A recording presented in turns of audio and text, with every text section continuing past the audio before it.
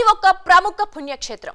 రెండు తెలుగు రాష్ట్రాలకు చెందిన కొన్ని వేల మంది భక్తులు దైవ దర్శనం కోసం ప్రతినిత్యం ఆ పుణ్యక్షేత్రానికి తరలి వెళ్తారు. అయితే అక్కడ బాంబులు, తుపాకీ బుల్లెట్లు లభించడంతో ఒక్కసారిగా కలకలం చెలరేగింది. అసలు అక్కడికి బాంబులు, బుల్లెట్లు ఎవరు తరలించారు తెలుసుకోవాలంటే వాచ్ ది స్టోరీ.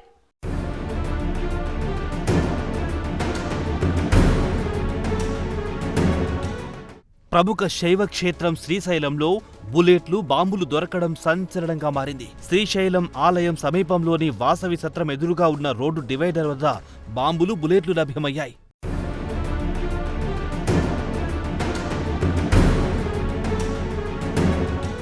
కొంతమంది స్థానికులు డివైడర్ మీద ఒక బ్యాగ్ ఉండడాన్ని గమనించారు. అనుమానంతో వారు పోలీసులకు సమాచారం అందించారు. పోలీసులు హుటాహుట్టిన ఘటనా స్థలానికి వెళ్లి బ్యాగును పరిశీలించారు.